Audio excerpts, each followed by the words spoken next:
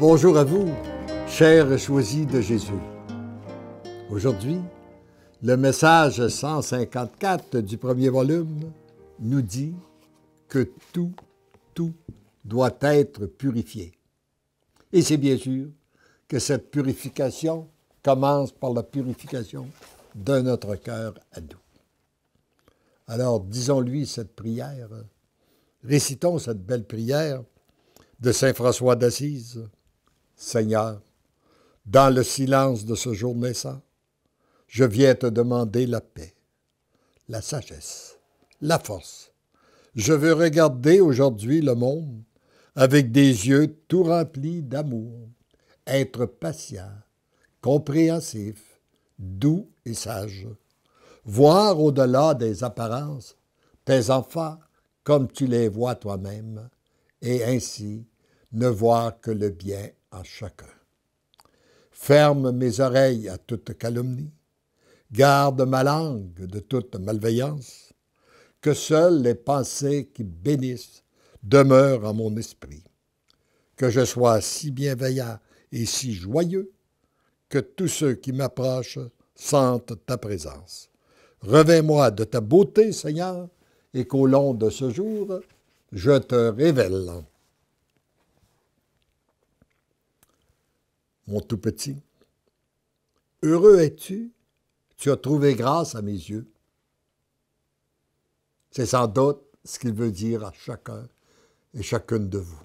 Heureux, heureuse es-tu, tu as trouvé grâce à mes yeux. Je t'ai choisi pour y déverser le trop-plein de mon amour. Tu sais que ce n'est pas à cause de tes mérites, mais bien et uniquement par amour. Ton seul et unique mérite, ce sont tes consentements, car je ne peux agir dans les cœurs si je n'ai pas l'entière liberté de le faire. Et si tu n'as pas encore donné tous tes oui au Seigneur, il est le temps, il est urgent de lui donner. Je ne peux que tenter de séduire les cœurs afin d'obtenir des oui. À cette relation plus intime avec moi et par la suite, obtenir des oui totaux, inconditionnels et irrévocables à se laisser maîtriser par mon amour. Ces consentements ont toujours été très importants, mais ils le sont davantage présentement. Ils sont obligatoires pour faire la grande traversée du monde actuel au monde nouveau. Moi, je vois le monde comme si nous étions sur une grande frontière entre deux grandes civilisations. Il y a celle que nous avons connue ou que nous connaissons, celle du 20e siècle, qui a voulu se construire sans Dieu, et il y a celle du 21e siècle, qui est la civilisation de l'amour. Et donc, pour passer d'un monde à l'autre, c'est là que nous avons besoin d'être purifiés, parce que nous avons tous vécu dans ce monde qui a voulu se construire sans Dieu, et nous arrivons tous un peu contaminés, endoctrinés, pollués, utilisez le terme que vous voulez, par ce monde qui a voulu se construire sans Dieu. Alors donc, nous avons besoin de d'être purifiés pour entrer dans ce monde nouveau. Tout doit être purifié, comme rien de souillé ne peut entrer dans le royaume des cieux, rien de souillé ne peut et ne pourra entrer dans le monde nouveau. Nous avons donc, chacun de nous, une grande décision à prendre. Voulons-nous entrer dans un monde nouveau où règne l'amour, la paix, la joie, ou voulons-nous demeurer dans un monde perverti qui veut se construire sans Dieu? C'est à chacun de nous qu'il appartient de prendre notre décision. Et le Père nous respecte toujours notre liberté, il nous invite, mais il nous laisse entièrement libres. Il n'y a personne sur cette terre qui peut vous obliger à donner votre oui à Dieu. Mais il n'y a personne non plus qui peut vous en empêcher. C'est une décision qui se prend entre chacun de nous et notre Dieu. Et je suis tellement convaincu de l'amour de Dieu que j'ose vous dire ceci. Alors qu'il nous réclame des oui, si nous lui disions non, il va continuer à nous aimer quand même. Il va continuer à nous poursuivre de son amour. Mais nous allons nous priver des grâces qu'il veut déverser en nous à l'instant même.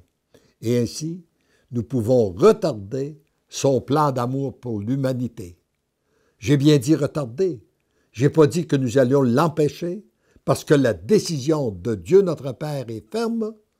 Son amour va circuler sur la terre comme au ciel. Ça fait 2000 ans qu'on lui demande et le temps est arrivé. Et s'il ne peut pas le faire avec nous, eh bien, il va devoir se chercher d'autres personnes pour que son plan se réalise. Notre Père est tout-puissant et son plan, il le réalise. Après mon grand retour, rien de souillé ne pourra se trouver en ma présence. Tous, sans exception, doivent être purifiés, tel que ma mère le réclame partout à travers le monde, par la prière, le jeûne, la pratique des sacrements, mais surtout par les consentements totaux, inconditionnels et révocables. Purifiés aussi par les grandes tribulations qui sont commencées, très lentement, pour inviter le plus grand nombre d'âmes à se tourner vers Dieu, à se reconnaître pécheurs, être miséricordieux pour devenir miséricordieux, et se reconnaître impuissant pour être témoin de la toute-puissance du Père. Découvrir et se savoir pleinement aimé du Père pour répandre cet amour dans l'invisible et le visible, et ainsi être capable d'entrer dans le monde nouveau et venir à ma grande rencontre. Je brûle d'amour du feu à la pensée de cette grande joie qui éclatera de partout en ce moment, à ce moment tant attendu. Les préparations vont bon train. Très bientôt, cette joie éclatera. Accueillez déjà mon amour. Laissez-vous purifier, bénéficiez pleinement de ces moments de grâce. Follement, je vous aime. Follement, je t'aime. Dans les conférences que j'ai données, il m'est arrivé à plusieurs occasions, lorsqu'on parlait du grand retour de Jésus, que des gens me disent « Est-ce que vous savez quand il va arriver? » Eh bien, ma réponse a toujours été « Oui, demain. » Vis aujourd'hui comme si c'était ta dernière journée pour être prête à le rencontrer et tu ne feras pas d'erreur. Tant qu'à la date exacte, personne ne la connaît, mais on doit vivre aujourd'hui comme si c'était notre dernière journée pour être prête à le rencontrer. Et heureux sommes-nous de vivre à une époque qui est si près du grand retour de Jésus dans sa gloire.